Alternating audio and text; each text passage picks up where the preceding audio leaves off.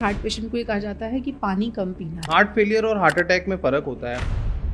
हम पेशेंट को एडवाइस करते हैं कि अब आप 3 महीने हो गए हैं तो अब आप 30 से 40 मिनट की अपनी एक्टिविटी स्टार्ट करें। दिल का मरीज जब छुट्टी करके हॉस्पिटल से घर जाता है तो सबसे पहले क्या खा सकते हैं और क्या नहीं खा सकते हैं ये बता देंगे। मेरे 70 से 80% पेशेंट्स हैं जो ऑयल को बिल्कुल बंद कर देते हैं, तो ऐसा हमें नहीं करना है। गुड कोलेस्ट्रॉल के लिए कई बार आलमंड्स, वॉलनट सोक करके अराउंड अप टू 30 ग्राम्स भी हम डेली एडवाइस कर सकते हैं पेशेंट्स को। चाय और पकौड़े कब खा सकते हैं? जो कुछ चीज़ें हम मना करते हैं उसमें पकौड़े रहते हैं। एक और ये नोशन था कहीं पे कि अल्कोहल लेने से हार्ट प्रॉब्लम्स कम हो जाती जी हैं। ऐसा हमने भी पढ़ा है कि wine is good for heart. दिल के डॉक्टर देसी घी को किस तरह से देखते हैं, स्पेशली दिल के मरीजों के लिए? हमारा बैड कोलेस्ट्रॉल बढ़ रहा है और हम देसी घी भी ले रहे हैं। एक ऑयल अभी भी बेस्ट कोई नहीं बता सकता जो हार्ट के लिए हो। लो बीपी हो तो क्या करना चाहिए और अगर हाई बीपी हो तो क्या करना चाहिए? हर 2 में से एक पेशेंट 60 साल के आसपास में ब्लड प्रेशर की दवाई लेने के लिए कैंडिडेट है। बहुत सारे इंडियन फीमेल्स में हमारे पास जो आती हैं लोअर बीपी होता है, 90 to 100 होता है। आप देखते हैं फीमेल्स की लॉन्जिटिविटी हमेशा ज़्यादा होती है मेल्स के कंपैरिजन में। सेहत के मामले में सबसे ज़्यादा सलाह पता है आजकल क्या दी जाती है? दिल के मरीज़ कैसे ना हो, और दिल के मरीज़ हो जाएं तो क्या करना है क्या नहीं करना है। जितने लोग उतनी राय। लेकिन आज हम कार्डियोलॉजी के ही डॉक्टर साहब के साथ बैठे हैं आपको ये बताने के लिए कि कैसे आप दिल के मरीज़ ना हो, और अगर हो भी गए हैं तो कैसे बिना घबराए आप एक बेहतर ज़िंदगी जी सकते हैं। हमारे साथ डॉक्टर हामिद थांडा हैं। Thank you so much doctor साहब for joining us. Thank you. जैसे मैंने कहा कि हर आदमी के पास दिल के मरीज के लिए ज़रूर कोई ना कोई सलाह होती है जी। तो सुनी सुनाई सलाह पे कितना भरोसा करना चाहिए और कितनी बार ये मान के चलना चाहिए कि नहीं जो डॉक्टर साहब ने कहा है वही पत्थर की लकीर है? जी, ये आजकल के टाइम में मैं कहूँगा बहुत इम्पोर्टेंट है क्योंकि सोशल मीडिया इतना ज़्यादा हो गया है। हमारे पास जो पेशेंट्स आते हैं आजकल आपने देखा होगा व्हाट्सएप पे, यूट्यूब पे छोटे छोटे वीडियोस बना दिए जाते हैं जी। जो कई बार साइंटिफिकली बेस्ड नहीं होते, और उसको सुन के लोग अपनी एक राय बना लेते हैं। हार्ट प्रॉब्लम्स हम देखते हैं कि अगर कोई 100 लोग होते हैं उनमें से मे बी 30-40 लोगों को एज आते आते हार्ट की परेशानियां आती हैं, जिसमें बड़ी परेशानियां में भी 10-20% लोगों को आती हैं।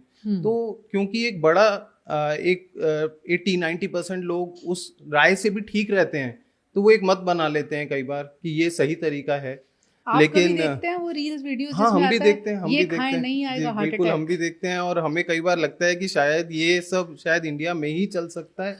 अगर कहीं बाहर चल रहा हो तो इस पे एक बैन होना चाहिए जैसे। तो कई बार कुछ इंपॉर्टेंट चीजें भी होती हैं जो शायद कुछ डॉक्टर्स बताते हैं, उन पे ध्यान देना चाहिए। नहीं तो अगर आप हार्ट के मरीज हो गए हैं तो मेरा ये मानना है कि आप बिल्कुल उसी को फॉलो करें जो आपके कार्डियोलॉजिस्ट या आपके फिजिशियंस जिन्हें आप फॉलो करते हैं वो बताएं।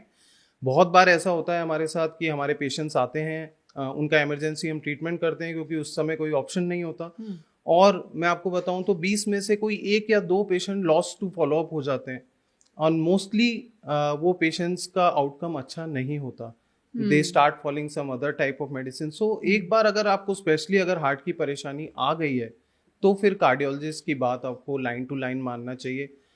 थोड़ी सी धारणा में भी कुछ कारणों से यहाँ पे बनी है जिससे पेशेंट्स इन चीज़ों पे विश्वास करने लगे हैं, लेकिन अपने डॉक्टर पे विश्वास रखना बहुत ज़रूरी है। मैं यही सबसे अपील करना चाहूँगा कि हार्ट क्योंकि इतना इम्पोर्टेंट ऑर्गन है जहाँ पे सीधा सीधा लाइफ का रिस्क होता है, तो उसको लेके ज़रूर हमें सतर्क रहना चाहिए, और जो ट्रेन कार्डियोलॉजिस्ट हैं उनका ओपिनियन लेना चाहिए। बिल्कुल। आज बात करते हैं पहले उन लोगों की जो दिल के मरीज हो चुके हैं। नए नए दिल के मरीज हुए हों तो मन में बहुत सारे सवाल होते हैं। पहला सवाल तो डॉक्टर साहब सबसे पहले हार्ट पेशेंट को ये कहा जाता है कि पानी कम पीना है। ये जो परसेप्शन है कितनी सही है और इसके पीछे क्या लॉजिक है? जी देखिए, अगर हार्ट अटैक आने से हार्ट की पंपिंग पे असर पड़ा है, वो असर तभी पड़ता है जब हम लेट आते हैं। जैसे आपको दर्द हुआ और कई बार हम कुछ और इलाज करने लग गए, गैस समझने लग गए, 2 घंटे 4 घंटे 6 घंटे निकल गए और हमारी मेन नस जो हार्ट की थी उसमें ब्लॉकेज आ गई थी, तो वो डेफिनेटली हार्ट पे एक इम्पैक्ट डाल जाती है। और अगर हमारा जो हार्ट की पंपिंग कैपेसिटी है जिसको नॉर्मली हम इजेक्शन फ्रैक्शन बोलते हैं, अगर वो 55% से ज़्यादा रह जाता है अटैक आने के बाद भी, या इवन 40% से भी ज़्यादा रह जाता है, तो एक थोड़े से टाइम के बाद जो 2 से 6 हफ्ते का हो सकता है, तो पानी की मात्रा को नॉर्मल कर दिया जाता है। लेकिन जिन पेशेंट्स में 40% से या 35% से कम पंपिंग कैपेसिटी रह जाती है, उन लोगों को काफ़ी टाइम तक वाटर रिस्ट्रिक्शन ज़रूरी होता है, लेकिन सिम्टोमेटिकली ठीक होने के बाद उसको बढ़ा भी दिया जाता है।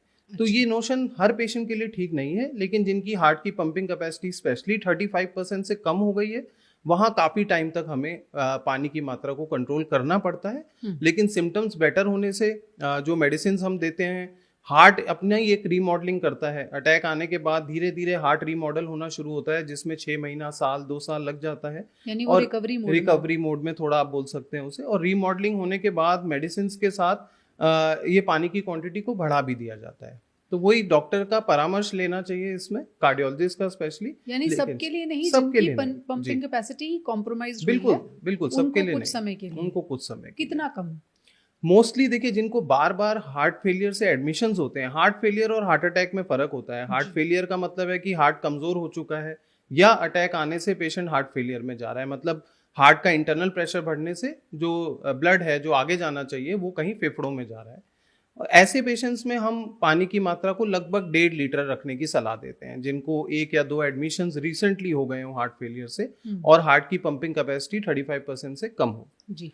और अगर 30-35% से ज़्यादा है कैपेसिटी, तो मोस्टली 1.5 से 2 लीटर तक की क्वांटिटी भी हम एडवाइस करते हैं पेशेंट्स को, उससे कम यूजुअली नहीं करते। और 1.5 महीने के बाद नॉर्मल पानी वो जितना चाहे पी सकता है?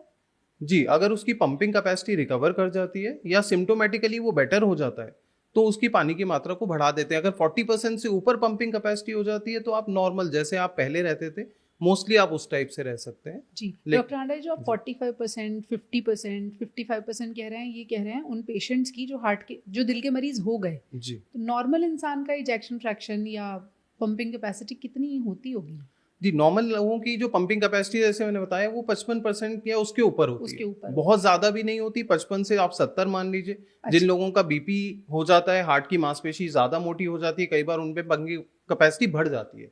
तो उसको भी हम ज्यादा अच्छा नहीं मानते। अगर 65-70% के ऊपर जा रही है तो वो भी एक रिस्क होता है।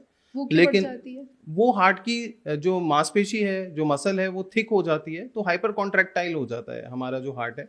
और पंपिंग कैपेसिटी जो हमारी कैविटी है हार्ट की, वो मांसपेशी बड़ी होने की वजह से छोटी पड़ जाती है।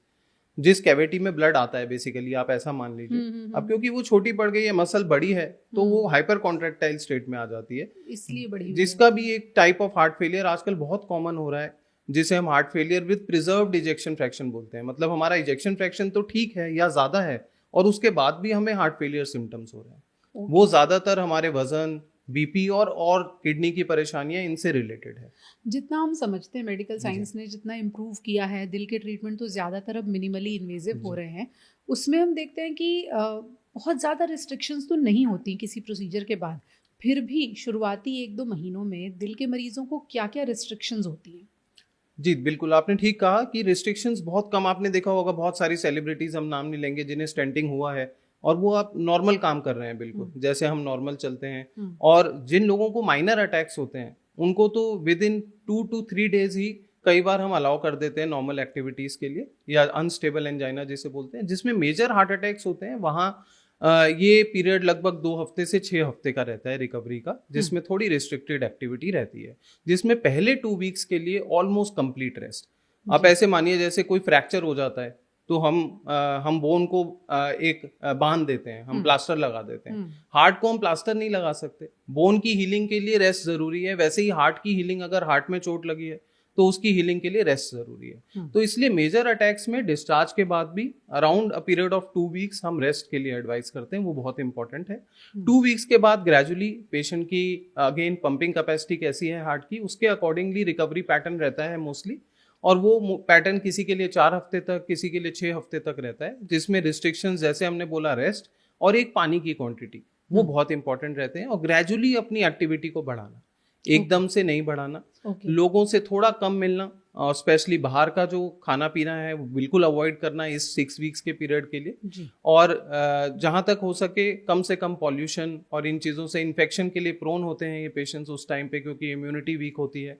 तो इन चीज़ों का रिस्ट्रिक्शन रहता है, अलॉन्ग विद द मेडिकेशंस, जो उस समय बहुत इंपॉर्टेंट हो जाती हैं। अगर हार्ट की परेशानी हुई है, आप उससे रिकवर कर रहे हैं, तो इन चीज़ों के साथ साथ बहुत इंपॉर्टेंट रोल उनमें मेडिसिन का भी होता है। अगर पेशेंट सब कुछ फॉलो करते हैं तो मोस्टली पेशेंट्स जो है रिकवरी मोड में बहुत अच्छे से आ जाते हैं और 6 वीक्स टू 8 वीक्स के बाद ऑलमोस्ट नॉर्मल लाइफ में चले जाते हैं। फिजिकल एक्टिविटी जैसे आपने कहा धीरे धीरे रिज्यूम करनी जी। है, तो 6 हफ्ते के बाद अगर सपोज कोई मरीज है जो चाहता है कि वो वापस एक्सरसाइज की तरफ लौटे, अगर वो पहले से जी। करता रहा है, तो आप क्या सलाह देंगे, कैसे उसे शुरुआत करनी चाहिए?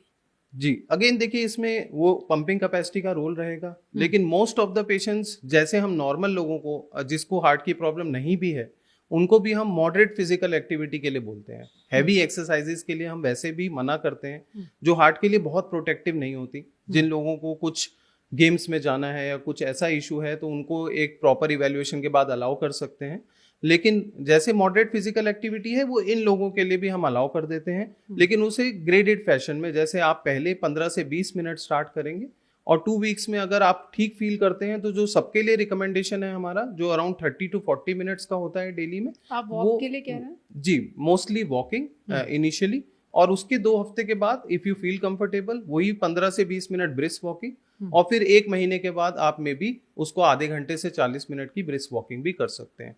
तो लॉन्ग टर्म वेलबींग के लिए इवन स्टेंटिंग के बाद ये बहुत इंपॉर्टेंट है, एंजियोप्लास्टी के बाद, कि इस रिकमेंडेशन को आप फॉलो करें जिससे लॉन्ग टर्म आपका जो प्रोग्नोसिस है वो अच्छा रहे।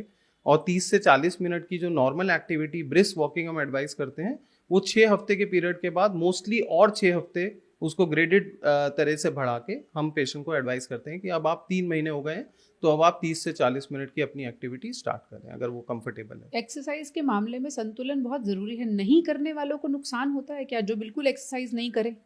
जी बिल्कुल होता है। और जैसे आप पूछ रहे थे, मैंने कुछ रील्स देखे, मैंने अभी हाल ही में एक रील देखा जिसमें एक काफ़ी सीनियर इंसान बता रहे थे कि वो एक्सरसाइज नहीं करना चाहिए, उससे नुकसान होता है। ये बहुत ही गलत है। ये रील भी आजकल हो रही है काफ़ी ज़्यादा। आपको पता है साउथ एशिया हमारा जो एरिया है ये बहुत ज़्यादा प्रोन है diabetes, blood pressure, heart problems के लिए। वर्ल्ड में और कहीं नहीं है इतनी ज़्यादा हार्ट इश्यूज जितने हमारे साउथ एशिया एरिया में है।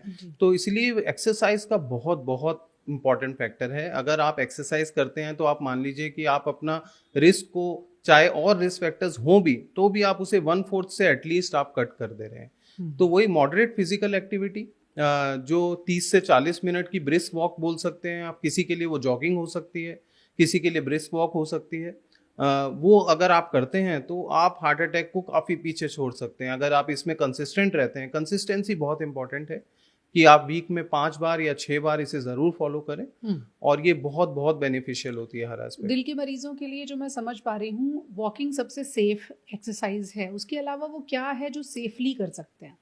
जी, वॉकिंग सबसे सेफ भी है और सबसे फायदेमंद भी है, मैं ये बोलूँगा। ये भी कई बार नोशन रहता है कि हम बॉडी बिल्डिंग की तरफ जाएं या वेट एक्सरसाइजेस करें, तो उसमें कार्डियो रेस्पिरेटरी हेल्थ जैसे हम बोलते हैं या अपना रिजर्व बनाने के लिए उसके लिए ब्रिस्क वॉकिंग सबसे अच्छी एक्सरसाइज है।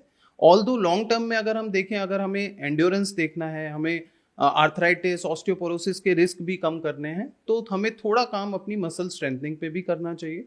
जैसे अगर आप 40 मिनट एक्सरसाइज करते हैं तो आप 10 मिनट मसल स्ट्रेंथनिंग को भी ज़रूर दीजिए। अच्छा। अगर आप ज़्यादा किसी एरिया में हैं जहां आपको मसल ज़्यादा बनाने की ज़रूरत है तो फिर अपने डॉक्टर की सलाह से आप उसको बढ़ा सकते हैं। कार्डियो प्रोटेक्टिव में ब्रिस्क वॉकिंग के अलावा योगा का आजकल आपने देखा है, जो योगिक एक्सरसाइजेस बताई जाती हैं उसमें स्पेशली मेडिटेशन और आलोम विलोम या रेस्पिरेटरी एक्सरसाइजेस जैसे हम बोलते हैं, वो भी हार्ट हेल्थ के लिए बहुत इंपॉर्टेंट है और काफ़ी अच्छा रिजल्ट है उनका। तो दिल के मरीज स्ट्रेंथ ट्रेनिंग कर सकते हैं? दिल के मरीज जो हो चुके हैं वो भी कर सकते हैं। अगेन हैवी जो है हम अवॉइड करते हैं। हम मोस्टली लोग जानते हैं कि हैवी एक्सरसाइजेस से आजकल, क्योंकि इतना ज़्यादा हम देखते हैं कि कई बार कुछ डेथ्स भी सामने आती हैं कि हैवी एक्सरसाइज करते करते जिम के अंदर डेथ्स देखी गई हैं। उसके भी मैकेनिज्म होते हैं कि क्लॉट्स बन जाते हैं। तो हैवी एक्सरसाइजेस पर से भी हम मना करते हैं नॉर्मल लोगों के लिए जो किसी तरह के कॉम्पिटिटिव स्पोर्ट्स में नहीं है या और कोई उनका पर्पस नहीं है। लेकिन हाँ, स्ट्रेंथ ट्रेनिंग इम्पॉर्टेंट है। लॉन्ग टर्म मसल मास हमें हेल्प करता है फ्यूचर में जॉइंट प्रॉब्लम्स से बचाने के लिए। मे बी कार्डियक हेल्थ के लिए भी इट इज़ बेनिफिशियल डेफिनेटली, लेकिन एक हद तक, मॉडरेशन में। जैसे मैंने बोला, अगर आप सिर्फ अपनी कार्डियक हेल्थ पे काम करना चाहते हैं तो brisk walking will be enough, लेकिन और आप थोड़े बेनिफिट्स लेना चाहते हैं तो उसको आप एक इवन टाइम के साथ जब आपकी एंड्योरेंस डेवलप हो जाती है तो आप उसको एक 40-60 के रेशियो में भी डिवाइड कर सकते हैं। 60% आप कार्डियक एक्सरसाइजेस जो जैसे वॉकिंग है या साइकिलिंग है, स्विमिंग है, उन पे एरोबिक एक्सरसाइजेस पे आप ध्यान दे सकते हैं, और आपकी जो स्प्रिंटिंग है या वेट लिफ्टिंग है उसको आप धीरे धीरे 40% तक भी ला सकते हैं। दिल के मरीजों को स्ट्रेंथ ट्रेनिंग से पहले क्या प्रिकॉशनरी कोई टेस्ट कराने चाहिए? जी, जैसे आपने बोला दिल के जो ऑलरेडी मरीज हैं तो मोस्टली हमें लगता है कि वो एक फॉलोअप में रह रहे होंगे और वो डॉक्टर की सलाह के साथ ही आगे बढ़ेंगे इस चीज में।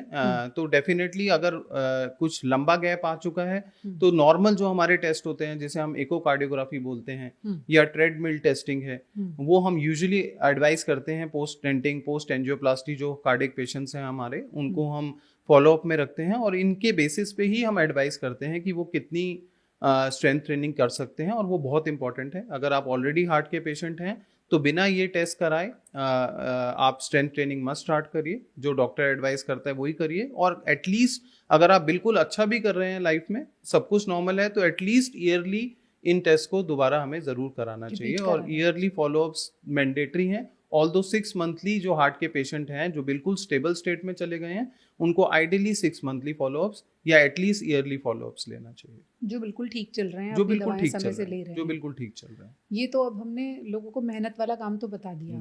दिल का मरीज जब छुट्टी करके हॉस्पिटल से घर जाता है, क्या खा सकता है, इस पर सबसे ज्यादा फोकस होता है, घर वालों का भी और पेशेंट का भी। तो सबसे पहले क्या खा सकते हैं और क्या नहीं खा सकते हैं, ये बता दें। देखिए, ये भी इम्पोर्टेंट है। अब क्या खा सकते हैं, ये इससे ज़्यादा क्या नहीं खा सकते, कई बार ये पेशेंट्स के लिए इम्पोर्टेंट हो जाता है। बहुत बार पेशेंट्स ज़्यादा मोटिवेट हो जाते हैं जब उनका स्टेंटिंग होता है, एंजियोप्लास्टी। आप मानिए मेरे 70 से 80% पेशेंट्स हैं जो ऑयल को बिल्कुल बंद कर देते हैं। तो ऐसा हमें नहीं करना है, क्योंकि ऐसा नहीं करना है हमें। हम हमेशा यही बोलते हैं एक नॉर्मल चीज़ बताने के लिए कि जो आपके फैमिली मेम्बर्स खा रहे हैं, आपको कोई स्पेशल डाइट नहीं बनानी है घर में।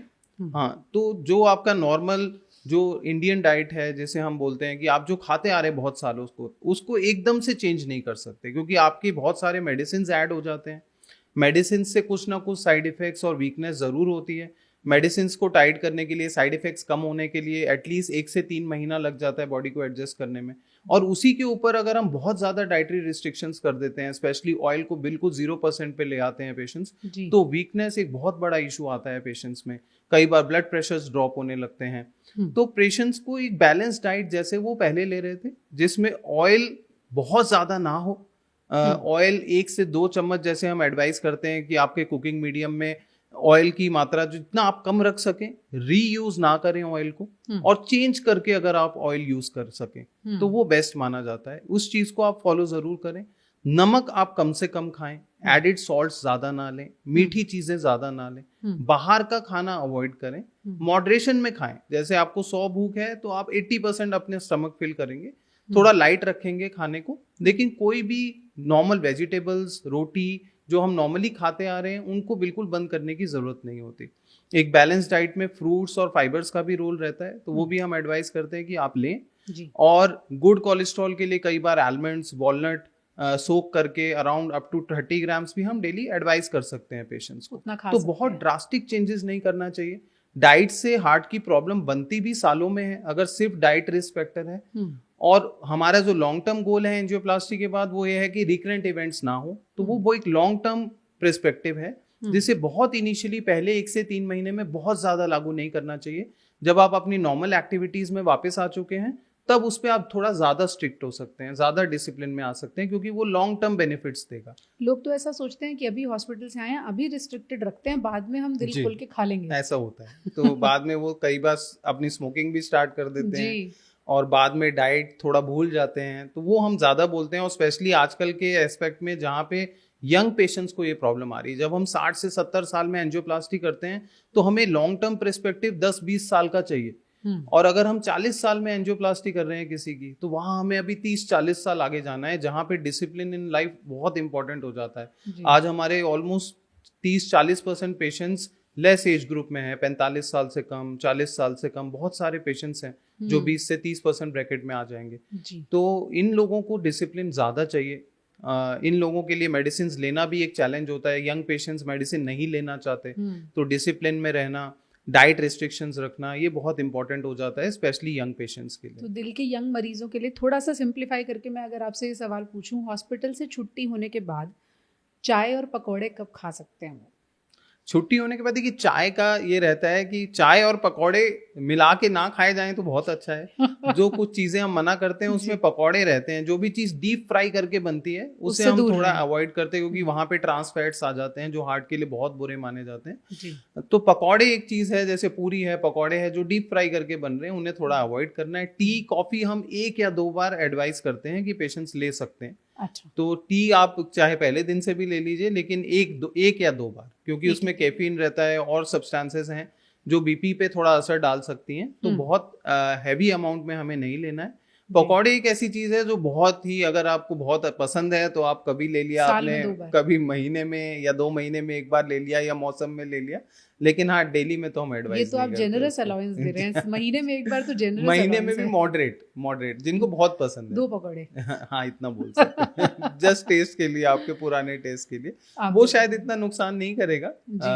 साइकोलॉजिकल वेलबींग के लिए जो पेशेंट्स जो चीजें बहुत टाइम से खाते आ रहे हैं उनको हम, स्पेशली जो एज में ज्यादा हैं, उनको हम कई बार अलाउंस देते हैं। लेकिन हाँ यंग पेशेंट्स में अगेन मैंने बोला, क्योंकि हमें बहुत लॉन्ग टर्म पर्सपेक्टिव रखना होता है, तो उनको ज्यादा डिसिप्लिन चाहिए। कहने का मतलब ये है कि अगर यंग पेशेंट है उसको लंबे समय तक और सेहतमंद जिंदगी दिलानी है, इसलिए डॉक्टर्स का फोकस ज्यादा रहता है कि आप गलतियां कम से कम करें।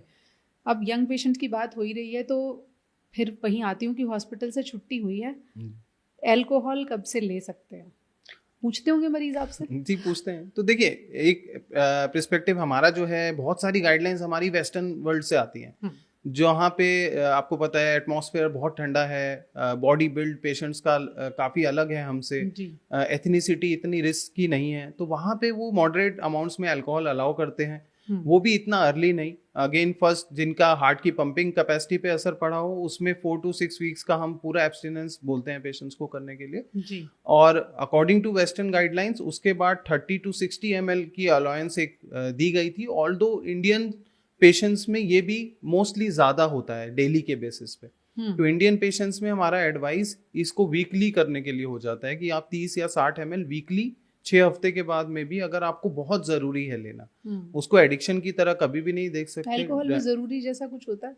नहीं, बिल्कुल जरूरी नहीं होता। इसमें एक और ये नोशन था कहीं पे कि अल्कोहल लेने से हार्ट प्रॉब्लम्स कम हो जाती हैं। ऐसा हमने भी पढ़ा है कि wine is good for heart. हाँ, तो ऐसी अब बहुत सारी स्टडीज आ गई हैं जिसमें इंडियन पेशेंट्स के लिए एटलीस्ट हम बोल सकते हैं कि इसमें कुछ भी बेनिफिशियल नहीं है ये, क्योंकि हमारी जो एथनिसिटी है वो डायबिटीज प्रोन है, ओबेसिटी प्रोन है, और ये अल्कोहल में आपको पता है एम्प्टी कैलोरीज होते हैं जो हमें वेट गेन कराते हैं, जो बीपी शुगर दोनों में खराब असर डालते हैं। तो इसके जो बेनिफिट इफेक्ट्स हैं वो हमारे यहाँ पे आके निगेट हो जाते हैं।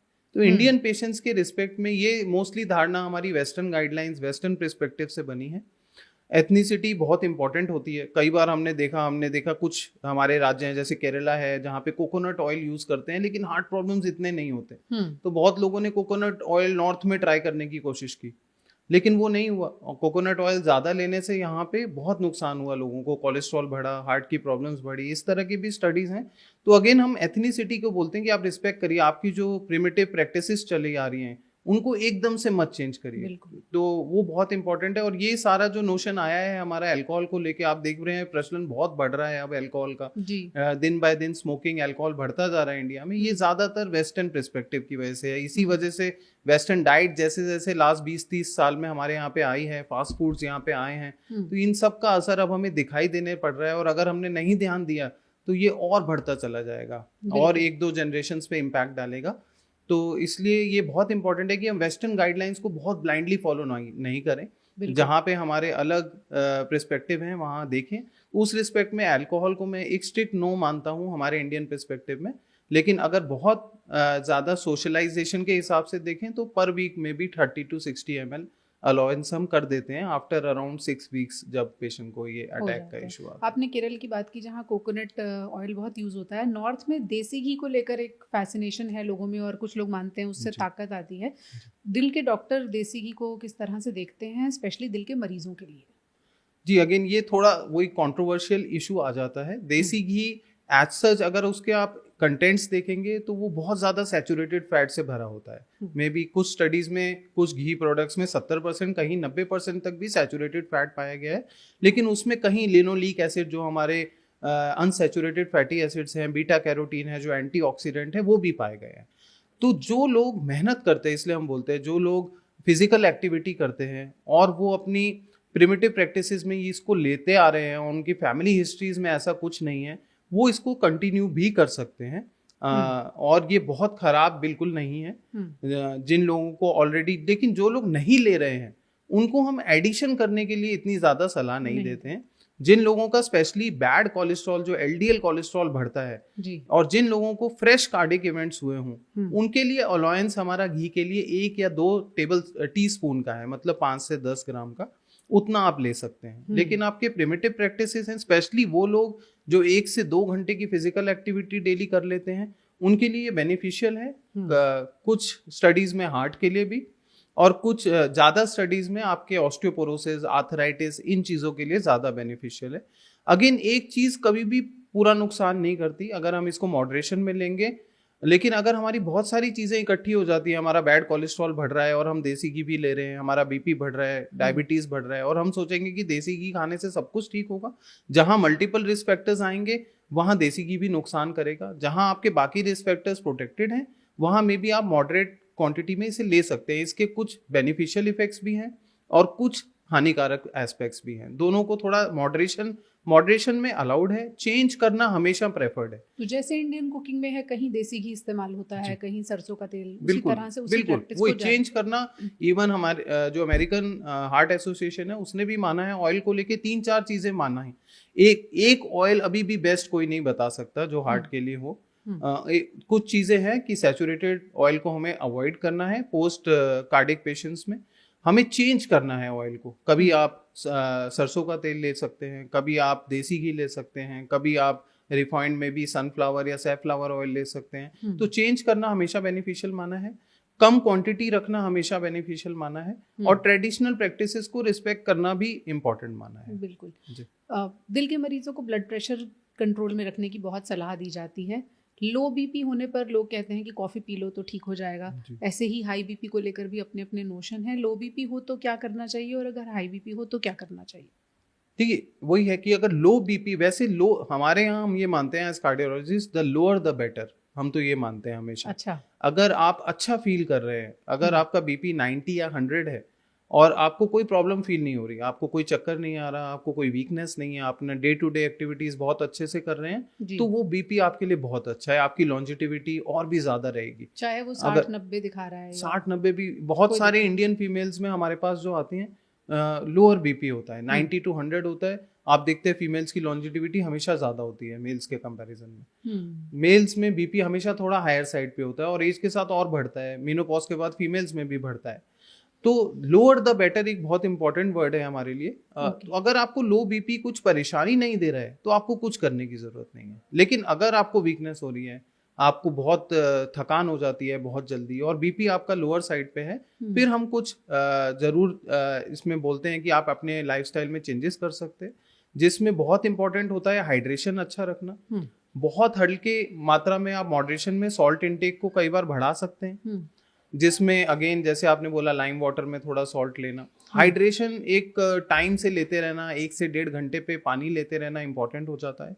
प्रोटीन इंटेक को बढ़ाना वो भी इंपॉर्टेंट हो जाता है। इंडियन डाइट्स में प्रोटीन बहुत कम होता है, लेस देन 10% होता है, जिसका रोल बहुत माना गया है लो बीपी के अंदर। और इंडियन फीमेल्स में स्पेशली प्रोटीन इंटेक काफी कम रहता है। अगर प्रोटीन इंटेक को बढ़ाया जाए तो बीपी थोड़ा बेटर जरूर हो जाता है हाइड्रेशन के साथ। अच्छा। तो अगर बीपी हमें परेशान नहीं कर रहा है तो कुछ मत करिए, लेकिन अगर कर रहा है तो आप इन चीजों को थोड़ा फॉलो कर सकते हैं। हाई बीपी के मरीजों को अक्सर कहा जाता है नमक कम खाना है जी। इंडियंस को कम नमक ही समझ नहीं आया तक, कितना कम कहलाएगा, आप थोड़ा समझाएं। हाँ देखिए बहुत कम एक्चुअली। हमारी अगर जो ट्रेडिशनल इंडियन डाइट्स हैं उसमें स्टडीज के अनुसार हम 10 से 15 ग्राम हम नॉर्मली अपने खाने में नमक खाते हैं, जो नॉर्मल सब्जी में यूज हो जाता है। ओवर जो उसके ऊपर डाल लेते हैं, जो चटनी में खा रहे हैं, जो अचार में खा रहे हैं, वो अलग से आ जाता है। उसे तो हम काउंट भी नहीं करते। तो उसे हम काउंट भी नहीं करते। हमारी जो हार्ट एसोसिएशन है, जैसे आप जानते होंगे कि 5 से 6 ग्राम नमक, less than 6 grams, less than 5 grams, और अब तो और लेस देन 3 ग्राम्स भी 3 आ गया है। ग्राम्स। हार्ट फेलियर पेशेंट्स के लिए 2 ग्राम्स आ गया है। तो एक अचार या पापड़ खा लिया तो 3 ग्राम तो हो गया। आराम से हो गया। तो एक छोटा चम्मच जो हमारा होता है वो लगभग 5 ग्राम का होता है, जो बहुत छोटा होता है। जो बड़ा चम्मच होता है वो 15 ग्राम तक का होता है।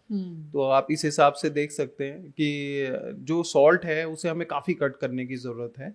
और अगर हम ये करते हैं तो काफ़ी हमारी जो अभी हाइपरटेंशन के आप जानते हैं प्रेवलेंस इतना ज़्यादा है, 50 ईयर्स के बाद ऑलमोस्ट 40% पेशेंट्स, हर 2 में से एक पेशेंट 60 साल के आसपास में ब्लड प्रेशर की दवाई लेने के लिए कैंडिडेट है। अगर सॉल्ट को रिड्यूस किया जाता है, अगर हम शुरू से करते आए 20-25 साल की एज से, तो मेरा मानना है कि इसको हम 50% तक कट कर सकते हैं। सॉल्ट इतना इंपॉर्टेंट है बीपी के लिए। हम भारतीयों में देखते हैं कि मल्टीविटामिन डेफिशिएंसी भी होती है, B12 को लेकर, विटामिन डी को लेकर हर कोई परेशान रहता है। क्या ये भी हार्ट पर लोड डालता है अगर विटामिन डेफिशिएंसी है? जी, कुछ हद तक डेफिनेटली विटामिन डी का बहुत रोल माना गया है डायबिटीज़ पेशेंट्स में, किडनी इश्यूज़ करने में भी।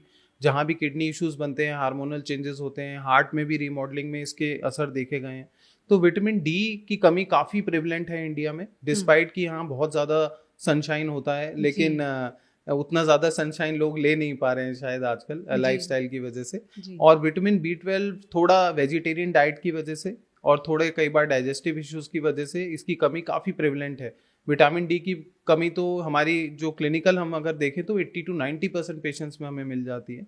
B12 की कमी भी 40-50% लोगों में हमारी रिपोर्ट्स में सामने आ रही है। तो इन दोनों चीज़ों को बैलेंस रखना, क्योंकि हमारी न्यूरोजेनिक हेल्थ के लिए, नर्व्स की हेल्थ के लिए, जो हर जगह होती है, हार्ट में भी होती हैं, तो उसके लिए सिंपैथेटिक सिस्टम के लिए B12 की ज़रूरत होती है। और अगर वो कम रहेगा तो कहीं ना कहीं उस पर स्ट्रेस और स्ट्रेन आने लगता है, जो धीरे धीरे कॉन्ट्रीब्यूटरी फैक्टर ज़रूर बनता है हार्ट हेल्थ के लिए। चलते चलते हार्ट अटैक के जो पेशेंट्स हैं, उनकी जो दवाएं होती हैं, उनके बारे में अक्सर लोगों को लगता है क्या ये ज़िंदगी भर चलेंगी? जी, तो ये इंपॉर्टेंट है। देखिए, अगर आपको हार्ट में स्टेंट डल गया है या एंजियोप्लास्टी हो चुकी है, तो शायद आपको एक मेडिसिन, जो एक ब्लड थिनर और एक कोलेस्ट्रॉल की हम मेडिसिन बोलते हैं, अगर आपके बाकी सारे पैरामीटर्स ठीक है, आपको डायबिटीज नहीं है, ब्लड प्रेशर नहीं है, कोलेस्ट्रॉल आपका ज़्यादा नहीं है, तो शायद 1 साल या 3 साल के बाद, डिपेंडिंग अपॉन कि आपकी कितनी सिग्निफिकेंट डिजीज थी, ये एक दवाई शायद आपको लेते रहना चाहिए, जिससे आप प्रोटेक्टिव रहेंगे।